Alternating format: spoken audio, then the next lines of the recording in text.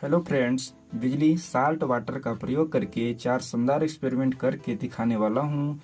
इस एक्सपेरिमेंट को हमने पूरी सावधानी के साथ किया है। आप इस एक्सपेरिमेंट को करने की कोशिश न करें, नहीं तो आपको हाई करंट लग सकता है। Don't try to do the experiment shown in this video. तो चलिए एक्सपेरिमेंट को शुरू कर लेते हैं।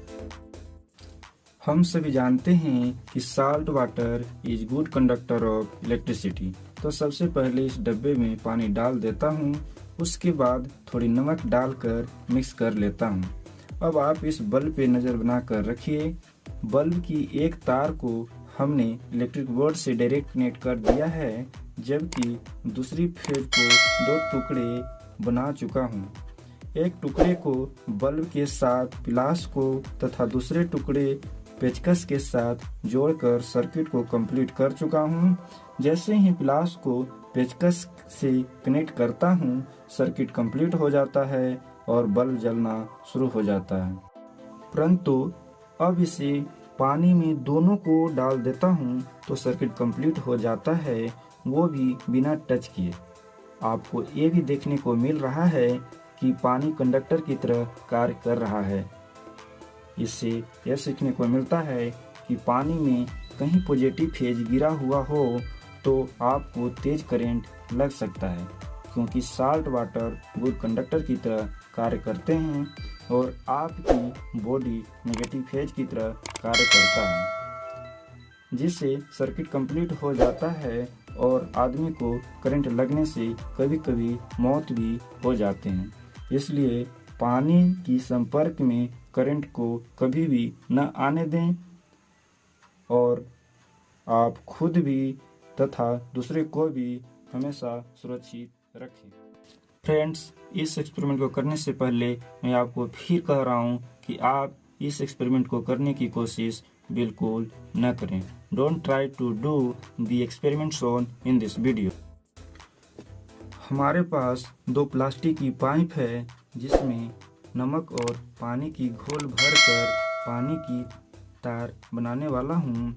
ये पानी की तार से बल्ब जलता है या नहीं, इस तरफ से 2 वायर को पानी की पाइप में डालूंगा जो इलेक्ट्रिक बोर्ड से कनेक्ट है, तथा पानी से भरी पाइप की दूसरी तरफ बल्ब से निकल रही दोनों फेज को पाइप से भरी हुई पानी में डाल दूंगा और देखता हूँ कि ये बल्ब जलता है या नहीं, ये पानी कंडक्टर की तरह कार्य करता है या नहीं। जैसे ही हमने तार को पानी से भरी हुई पाइप से कनेक्ट किया तो बल्ब जलने लगा। ये पानी एक वायर की तरह कार्य करने लगा। दोस्तों, ये सेकंड एक्सपेरिमेंट से भी हमने देखा कि साल्ट वाटर गुड कंडक्टर की तरह कार्य कर रहा है। तो नेक्स्ट एक्सपेरिमेंट की मदद से समझने की कोशिश करते हैं कि साल्ट वाटर विद्युत का सुचालक होता है या नहीं। तो आप देख सकते हो यहाँ पर, जैसे मैंने तार को इस दोनों पाइप में लगा रहा हूँ तो हमारा बल्ब जल रहा है, और जैसे ही मैं इस दोनों पाइप से तार को निकाल रहा हूँ तो ये बल्ब जलना बंद हो चुका है। ये पाइप जो दोनों आपको दिख रहे हैं, ये दोनों पाइप कंडक्टर की तरह कार्य कर रहा है, वायर की तरह कार्य कर रहा है। तो आप निश्चित रूप से बोल सकते हो कि भाई अमेजिंग, हमारा पानी वाटर एक तार की भांति कार्य कर रहा है, कंडक्टर की भांति कार्य कर रहा है। फ्रेंड्स, यह सीन 3 इडियट मूवी की है। रैगिंग के दौरान रेंजो एक चम्मच को इलेक्ट्रिक वायर से कनेक्ट कर देता है। जब उसका सीनियर उस चम्मच पे टिश्यू करता है तो उससे करंट लग जाता है।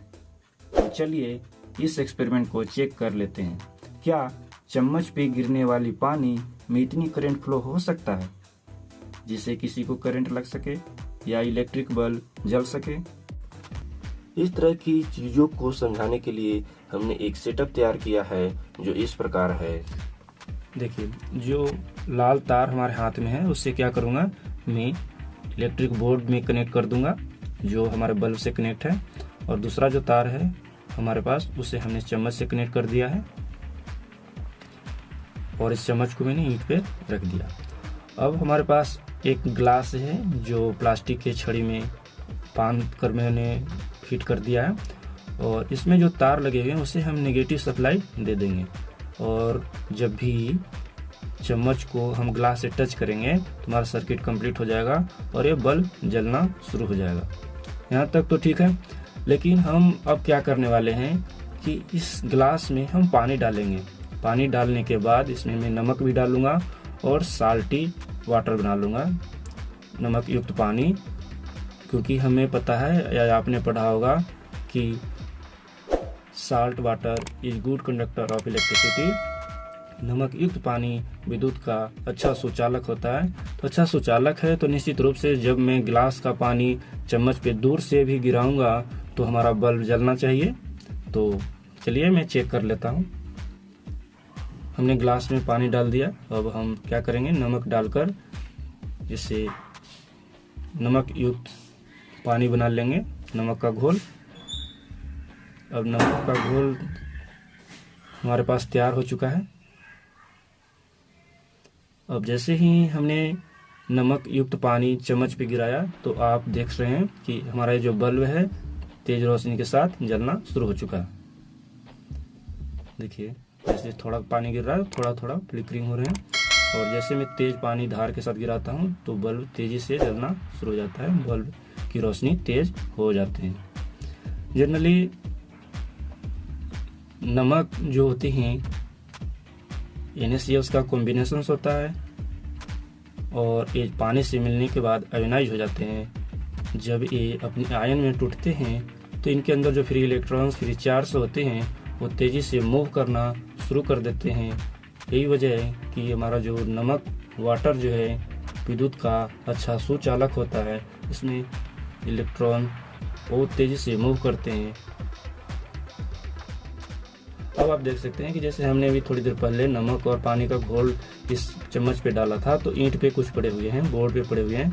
तो अब हम नेगेटिव जो वायर है हम बोर्ड से न भी कनेक्ट करें तो भी हमारा बल्ब जलेंगे, क्योंकि अभी हमें जो अर्थिंग न्यूट्रल बोर्ड से जो मिल रहा था वो हमें अब यहाँ ईंट से बोर्ड से प्राप्त हो जाएंगे। यानी कि देखिए जब भी मैं चम्मच को उठाता हूँ तो ये बल्ब जो है जलना बंद हो जाता है, डिस्कनेक्ट हो जाते हैं इसके सर्किट्स। और जब भी मैं इस पे रखता हूँ ईंट पे तो आप देख रहे हैं कि क्या होता है, हमारा बल्ब जलने लगता है यहाँ से। इस एक्सपेरिमेंट को करने से पहले मैं आपको फिर कह रहा हूँ कि आप इस एक्सपेरिमेंट को करने की कोशिश बिल्कुल न करें। Don't try to do the experiment shown in this video, क्योंकि ये एक्सपेरिमेंट आपके लिए खतरनाक, डेंजर साबित हो सकता है, इसलिए आप इसे करने की कोशिश न करें। यदि मैं इन दोनों प्लग को इन दोनों इलेक्ट्रिक बोर्ड से कनेक्ट कर दूं, जिसमें इलेक्ट्रिकल एनर्जी आ रही है, तो क्या होगा? क्या इलेक्ट्रिकल बोर्ड ब्लास्ट हो जाएंगे? क्या बल्ब फूट जाएगा? क्या हमारे घर की कॉइल्स जल जाएगी? क्या कुछ भी नहीं होगा? तो चलिए दोनों प्लग को इलेक्ट्रिकल बोर्ड से कनेक्ट कर स्विच को ऑन कर देख लेता हूं, परंतु आप ऐसा नहीं करोगे। जैसे ही हमने दोनों प्लग को दोनों इलेक्ट्रिक बोर्ड से कनेक्ट किया, उसके कुछ सेकंड्स के बाद हमारे घर की इलेक्ट्रिक कनेक्शन डिस्कनेक्ट हो गया, इन्वर्टर्स ओवरलोडेड दिखाने लगा, फ्यूज ब्रेक हो गए।